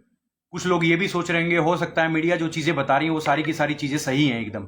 ये पूरी बिल्कुल गलत है। दूसरा अपराध मैं बता देता हूं, 121 नंबर एफआईआर है, 121/2018। रोहित के ऊपर यह भी अपराध था, 507 और 386 386 आईपीसी में था। यह अपराध भी रोहित के ऊपर खत्म हो चुका है। इसके बाद रोहित के ऊपर 302 एफआईआर नंबर 302/2016 ये भी खत्म हो चुका है। इसके बाद 288/2017 ये भी रोहित के ऊपर खत्म हो चुका है। मैं आपको वो अपराध बता रहा हूं जिनमें रोहित एक्विटल यानी कि बाइज्जत बरी हुआ। ये कोई भी ऐसा अपराध नहीं है जो कॉम्प्रोमाइज के बेस पे खत्म किया गया हो। कॉम्प्रोमाइज के बेस पे खत्म किया गया हो वो अपराध अलग श्रेणी में आते हैं, यानी वो क्वेश्चन में जाते हैं कॉम्प्रोमाइज के बेस पे। ये वो है पूरा ट्रायल खत्म होने के बाद रोहित को बाइज्जत बरी किया गया, यानी कि कोई भी व्यक्ति, कोई भी महिला जिसने भी केस किया गया होगा उसके सबूतों में इतना वजन कोर्ट को नहीं मिला होगा, उसके बिहाफ पे ये सारी चीजें खत्म की गई हैं। अब मैं वीरेंद्र सिंह तोमर के अपराध बता देता हूं जो खत्म हुए हैं, जो कोर्ट के द्वारा डिस्पोज ऑफ किए गए हैं, यानी कि जिनमें वो एक्विटल हैं। 181 FIR/2016 यानी कि 181/2016 इनके विरुद्ध जो अपराध था उसमें इनके ऊपर सेक्शन लगे 294, 323, 506 और 34। ये अपराध में वो एक्विटल हैं, बाइज्जत बरी हैं। उसके बाद 288/2017 इसमें 2 लोगों को इन्वॉल्व किया गया था। किनको? वीरेंद्र सिंह तोमर को और रोहित सिंह तोमर को, दोनों को इन्वॉल्व किया गया। जैसे अभी लास्ट की एफआईआर हुई है देवेंद्र नगर थाने में, वो व्यक्ति मीडिया में आके बोलते हैं कि 10.5 लाख के मेरे से पर्दे लिए 2021 में और मेरे पैसे नहीं चुका रहे। तो जिस दिन पहले दिन मैंने इस वीडियो को देखा तो मुझे लगा कि अब बताओ 4 साल बाद कोई व्यक्ति सामने आ रहा है, ये कोई मतलब समझ नहीं कुछ आया। अगर मान लो 10.5 लाख रुपए चुकाए भी नहीं तो आपको कैसे जाना पड़ेगा? आपको रिकवरी में जाना पड़ेगा, रिकवरी सूट फाइल करना पड़ेगा, जो कि सिविल अपराध बनता है। आप रिकवरी सूट फाइल करोगे, वहां पे जाके आप क्लेम करोगे 10.5 लाख रुपए मुझे इनसे लेने हैं, ये मेरे पैसे आज तक मुझे नहीं मिले। तरीका तो यही है नॉर्मली। पहले दिन बयानबाजी ये हुई, 2-3 दिन बयानों में चले, वो मीडिया में आए, तमाम जगह जगह उन्होंने मीडिया में बाइट दी। फिर उसके बाद एक दिन पता लगता है, अगले दिन पता लगता है कि इसमें अपराध पंजीकृत हो चुके हैं। और अपराध में क्या लिखा हुआ है कि मेरे से डरा धमका के मेरे से सोफे, पर्दे, ये सारी चीजें मुझसे लिए गए। मैं बता देता हूं इसमें क्या लिखा हुआ है। वीरेंद्र सिंह तोमर एवं रोहित तोमर दिनांक 28/8/2021 को 10/10/2021 के मध्य मेरी दुकान महालक्ष्मी कपड़ा मार्केट पंडरी से पर्दा, बेडशीट, सोफा कवर, अन्य चीजों को मेरे से ले गए और मेरे साथ धोखाधड़ी की गई। भाई आपसे जब ये चीजें डराया धमका कर ले गए तो इसका मतलब आपको जो आरोप बनता है वो डराने धमकाने का बनता है, धोखाधड़ी का तो तब भी नहीं बनता। लेकिन पुलिस की टेक्निक ऐसी होती है कि ये जो अपराध है, ये जो सेक्शन है, ये अगर हटेंगे तो ये कहाँ हटेंगे? ये चार्ज में जाके हटते हैं। और चार्ज से पहले आपको इतनी मशक्कत करनी पड़ती है बेल लेने के लिए, यानी कि आपको अगर बड़ी जमानत आपको चाहिए तो उसके लिए आपको इन्हीं सेक्शनों से होकर गुजरना पड़ेगा। यानी कि अगर आपको बेल चाहिए तो ये सेक्शन इनसे होकर गुजरना पड़ेगा। कोर्ट भी ये कहती है कि भाई जब तक चालान नहीं आएगा, चार्जशीट नहीं आएगी तो हम कैसे बताएं ये सेक्शन है या नहीं। और चार्जशीट के अंदर ये चीजें, कोर्ट के अंदर जब चार्ज पे बहस होती है, जहां पे चार्ज लगते हैं कि आपके ऊपर कौन से सेक्शन टिके रहेंगे या कौन से सेक्शन आपसे हट जाएंगे, तब ये पता पड़ेगी ये चीजें। बाद में जाके भले ही हट जाएं, लेकिन जो आज से लेके वो चार्ज तक का टाइम है, एक इंसान को कितना भुगतना पड़ता है, वो उसकी कल्पना आप लोग नहीं कर सकते। ऐसे ही फर्जी मुकदमों में तभी तो लोग बोलते हैं कि अगर पुलिस के साथ आप दुश्मनी लोगे या कोई पुलिस के खिलाफ आप कुछ बोलोगे, उनके खिलाफ गलत चीजों की आवाज उठाओगे तो आपके खिलाफ मुकदमा पुलिस कर देगी। लोग इसीलिए पुलिस से सोचते हैं कि हम उनसे सेटिंग कर लें, ये चीजें मामला थाने से रफा दफा हो जाए। अगर पुलिस ने एक बार अपराध को दर्ज कर लिया तो आपको वकील करना पड़ेगा, वकील पैसे लेंगे, वकील के बाद आपके कोर्ट में क्या पता 1 साल लगे, 2 साल लगे, 4 साल लगे, और हो सकता है आप उसमें बरी हो जाओ, हो सकता है आपको सजा भी हो जाए। बहुत सारी चीजें होती हैं, तो इंसान सोचता है कि मैं वहीं की वहीं फ्री हो जाऊं, ये सारी चीजें होती हैं। तो पुलिस के पास तो ऐसी पावर है इंसान को फंसाने के लिए, सिर्फ मुकदमा दर्ज कर दे, वो साबित हो ना हो वो बात की बातें हैं। लेकिन ये सारी की सारी क्वेश्चन में जाएंगी, क्वेश्चन में पता लगेगा। और जब भी रिट पिटीशन में जब चीजें जाएंगी और तब पता लगेगा, जब कोर्ट पूछेगा इनसे कि आप लोगों ने 41 दिन के अंदर 7 FIR कैसे करी, आपने सबका ज्यूरिसडिक्शन, जबकि इनका थाना अलग अलग बनता है, पुरानी बस्ती के अंदर सारे के सारे अपराध कैसे दर्ज हो गए। तो ये बहुत बड़ा क्वेश्चन पुलिस और सरकार के सामने होगा। तब देखते हैं कि ये लोग क्या जवाब देते हैं। अब मैं बता देता हूं, मैं उस चीज पे आता हूं, मेरे पास FIR की कॉपी कैसे आई। हमारे पास जब हमने हाई कोर्ट के अंदर बेल को मूव किया, एंटीसिपेटरी बेल को मूव किया, हमारे पास एक भी एफआईआर की कॉपी तब तक भी नहीं थी। जब हमने बेल को मूव किया, हमने लिखा कि जी जनाब हमारे ऊपर ये क्लेम है या फिर ये सब चीज़ें हैं, हम ये डिफेंस अपना कर रहे हैं, तो chief justice of Chhattisgarh high court उन्होंने एसपी को डायरेक्शन दी कि इसमें पर्सनल एफिडेविट को पेश किया जाए। जब पर्सनल एफिडेविट को पेश किया गया, उसमें ये सारी की सारी एफआईआर की कॉपी लग के आई। ये कॉपी भी तब जाके हमें उस स्टेज पे लगभग 3-4 महीने के बाद ये एफआईआर की कॉपी हमें मिली गई थी। आप अपने घर में बैठ के एक बार कल्पना करके देखना, आपके खिलाफ 7 एफआईआर हो जाएं, आपके पास एफआईआर की कॉपी नहीं है, लोग आपके घर पे आने से डरें, अगर आ गए तो आपके घर पे छापा पड़ जाएगा, आपको अरेस्ट कर लिया जाएगा, या आपकी भी दुर्दशा वैसे की जाएगी जैसे उनकी हो रही है। आपके ऊपर क्या बीतेगी? हमारा देश वो है जहां जानवरों के लिए मानवाधिकार खड़े हो जाते हैं। अभी रिसेंट जो मामला हुआ था वीरेंद्र सिंह तोमर जी के लिए, उनको किस तरीके से कपड़े फाड़ के नंगे पैर उनको घुमाया गया, हथकड़ी लगा के। सुप्रीम कोर्ट की तमाम साइटेशंस हैं। हैंड कफिंग तो अलाउड भी नहीं है। उसके बाद हैंड कफिंग करना, हैंड कफिंग उसी के लिए अलाउड है जिसने बहुत सीरियस क्राइम किया हो, कोई 10-12 मर्डर कर रखे हों, या अपराधी है, या हाथ छूटते ही पुलिस पे वार तुरंत चालू कर देता है, इसलिए उसको बांधा गया, ऐसे जकड़ा गया उसको। इस तरीके से जुलूस निकाला गया। अफजल गुरु के लिए, एक आतंकवादी, उसके लिए मैं बता देता हूं मानवाधिकार खड़ा हो गया था उसके लिए। लेकिन वीरेंद्र सिंह तोमर के लिए मानवाधिकार के अंदर शिकायत देने के बाद भी, और महिला आयोग के अंदर भी शिकायत दी गई भावना सिंह तोमर के द्वारा, और मानवाधिकार में उनके लिए भी उन्होंने अपने लिए भी शिकायत दी। इवन यहां तक कि शुभ्रा सिंह तोमर ने भी अपने जो भी उनके साथ कृत्य हुआ, मारपीट जो उनके साथ हुई, उसकी भी शिकायतें तमाम जगह दी। लेकिन आज तक किसी भी शिकायत पे कोई भी एक्शन नहीं हुआ। इंसाफ मिलने में देरी हो सकती है, लेकिन इंसाफ मिलेगा जरूर, ये बात कंफर्म है। आप इन सबूतों को, जो 12 तारीख की फोटोज हैं, 13 तारीख को अरेस्ट दिखाना, आप पूरी रात किसी को कस्टडी में रखते हो, आपने अगर उन 2 महिलाओं को महिला थाने में उस दिन रखा हो तो आप उसको सीसीटीवी को रिलीज करके दिखा दो। आप दिखा दो कि 12 तारीख से लेकर 13 तारीख तक शुभ्रा सिंह तोमर और मैंने संगीता सिंह को हमने महिला थाने के अंदर रखा हुआ था। मैं ये चैलेंज करता हूं हर एक उस आदमी को जो भी इस सिस्टम से जुड़ा हुआ है और जो भी इस विवेचना से जुड़ा हुआ है, आप उसको अपने सफाई के अंदर उसको पेश करके दिखा दो कि हमने 12 तारीख की रात से लेके 13 तारीख की सुबह तक हमने महिला थाने के अंदर इन दोनों को रखा हुआ था।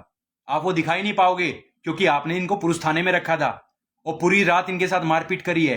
और 12 तारीख की जो फोटो है, इवन एविडेंस एक्ट में तो ये भी है कि आपको सिर्फ एक बीएससी का सर्टिफिकेट लगाना पड़ता है अपनी फोटोज को प्रूफ करने के लिए। एक सर्टिफिकेट लगा, ये फोटो मेरे मोबाइल से ली गई है और जो ली गई है उनके साथ कोई छेड़छाड़ नहीं हुई है, एकदम सही है। बाद में जांच भी हो जाएगी तो हमें कोई दिक्कत नहीं है, फोटो तो एकदम सॉलिड है, सारी की सारी ठीक है। अगर आप मीडिया में आके ये बोलते हो मैंने कोई अपराध नहीं किया है, सारी की सारी कार्रवाई मेरे द्वारा जो की गई है वो विधि के अनुसार की गई है। जब आपके ऊपर मुकदमा दर्ज होगा तब आप ये चीजें बताना, आज नहीं तो कल भविष्य में तो होगा जरूर।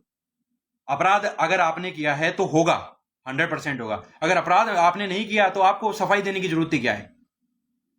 सफाई देनी है तो जो आपके ऊपर एलिगेशन लगाए जा रहे हैं आप उन चीजों पे सफाई दो। आप सीसीटीवी फुटेज निकाल के दो 12 और 13 की, आप बताओ कि आपने रात को ही अरेस्ट कर लिया था या अगले दिन 1:30 बजे इनको अरेस्ट किया गया है। एक रिप्लाई वो है जो एसपी ऑफिस से मेरी तरफ मेरे लिए रिप्लाई आया, जो मैंने कंप्लेंट करी थी कि 12 तारीख को इनको दोनों पक्षों को थाने में बुलाया गया, इनको अरेस्ट किया गया 13 तारीख को, एक 30 पे, एक 40 पे, एक 50 पे, यानी कि 10-10 मिनट का गैप देके इनको अरेस्ट दिखाया गया। तो आप किसी को सूर्य छिपने के बाद किसी महिला को अगर आपको अरेस्ट करना है तो आपको मजिस्ट्रेट की परमिशन लेनी पड़ती है। और उस रात मैं उसी थाने के अंदर मौजूद था। मैंने इवन वहां के अधिकारियों से ये भी कहा कि आप किसी महिला को रात को अरेस्ट नहीं कर सकते क्योंकि ये इतना सीरियस मामला नहीं है। इन्होंने किसी का मर्डर नहीं किया, या किसी का मर्डर इतना ज्यादा किया 50 चाकू किसी को मारे हो तो आपको लगता है कि इतना सीरियस अपराध है, मजिस्ट्रेट की परमिशन लेना जरूरी नहीं है, तो आप उसको अरेस्ट कर सकते हो। तो एक अधिकारी ने मुझे जवाब दिया कि वकील साहब हम लोग कोर्ट में खुद बता देंगे, कोई दिक्कत नहीं है। तो हमने पूरी रात थाने में क्यों रखा? अब आप जब आपके ऊपर कार्रवाई बनेगी या फिर कोर्ट में ये लोग जाएंगे, मेरे क्लाइंट जो भी कोर्ट में जाएंगे, तो आप वहां बता भी देना ये चीजें कि आपने पूरी रात थाने में क्यों रखा था। आपने उस टाइम तो आवेश में आके मुझे बोला था कि पूरी रात थाने में क्यों रखा है, मैं बता दूंगा अपने आप। अब आप बता देना वो सारी चीजें। तो ये सारा का सारा मामला इस प्रकार से चला हुआ है।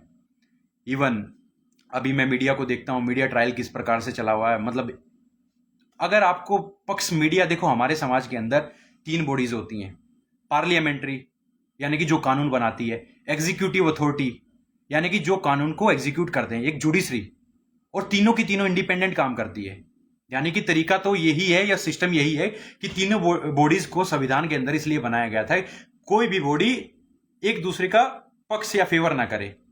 तभी तो पुलिस को, या फिर आप तमाम न्यूज में भी पढ़ते होंगे, कोर्ट ने पुलिस वालों को या फिर एसपी को नाप दिया, उसके विरुद्ध ऐसे ऐसे करके एफआईआर कर दिया, उनको जेल भेज दिया, एक फर्जी मुकदमा किसी पे कायम किया था। इसीलिए इस जुडिशरी को बनाया गया। एक यही हिस्सा एक हमारे संविधान के अंदर या हमारे समाज के अंदर एक मीडिया का है, जिसको हम चौथा स्तंभ बोलते हैं। और मीडिया का काम क्या होता है कि समाज के अंदर बैलेंस बनाए रखना।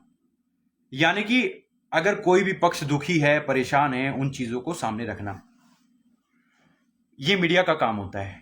लेकिन बहुत सारी चीजें अभी आप देखेंगे इस प्रकार से हो रही है कि एक तरफा चीजों को दिखाया जाता है, या फिर छत्तीसगढ़ और बाहरी दिखा के मीडिया में प्रस्तुत किया जाता है। आप कितने भी कमेंट देखें, आप अगर कितनी भी वीडियोस वीरेंद्र सिंह तोमर या तोमर परिवार के खिलाफ में जितनी भी डली हुई हैं, उसमें से 80 या 90 कमेंट 100 में से मैं बता देता हूं आपको, ये मिलेंगे बाहरी हैं। बाहरी मने इनको भगाओ। भाई आप सरकार में, सरकार को से पूछना चाहता हूं, आप सरकार में हो, अगर आप ये सारी चीजें सरकार में रहते हुए ये सब कंट्रोल नहीं कर पा रहे हो, तो आप क्या करोगे? कल को सेंटर में या फिर आपका सुप्रीम कोर्ट में ये क्वेश्चन उठेंगे तो आप क्या जवाब दोगे उस पर? संविधान का आर्टिकल 14-15 क्या कहता है? 14 ये कहता है right to equality, equality before law, equality before law, ये कहता है इक्वल प्रोटेक्शन ऑफ लॉ। दो चीजें उसके अंदर है, यानी जो कानून बना है उसके समक्ष सब, हर एक आदमी बराबर हो, और कानून का जो इस्तेमाल होगा उसके लिए भी सारे लोग बराबर होंगे। ये चीजें हैं। कुछ अभी कल परसों की मैं बाइट देख रहा था, एक मीडिया में स्पेशल ये चीजें, इन शब्दों का प्रयोग किया गया, तोमर परिवार ने बहुत सारे असले हथियार मंगवा रखे हैं। मैं आपको बता देता हूं ये चीजें क्या होती है, समाज में दंगा फैलाने वाली चीजें होती हैं। अगर यही चीजें, अगर मान लो कोई तोमर परिवार में से किसी ने करी होती कि फलाना आदमी ऐसे ऐसे हथियार लेके आया, मुझे अभी पता चला है, पूरी छत्तीसगढ़ की पुलिस किला बना देती उनके घर का, उनका पूरी रात उनकी फजीयत कर देती एक ही रात में। मैं बता रहा हूं ये चीजें। लेकिन क्या चीजें एक तरफा चल रही हैं, एक पक्ष में चीजें चली जा रही हैं।